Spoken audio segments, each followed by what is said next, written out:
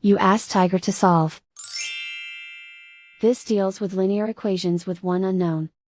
The final result is u equals -18. Let's solve it step by step. Isolate the u. Multiply both sides by inverse fraction 3 over -4. Move the negative sign from the denominator to the numerator. Group like terms. Multiply the coefficients. Simplify the arithmetic.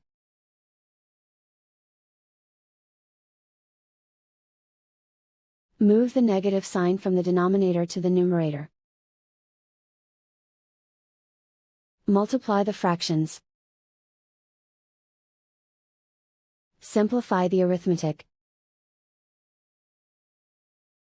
And so the final result is u equals -18.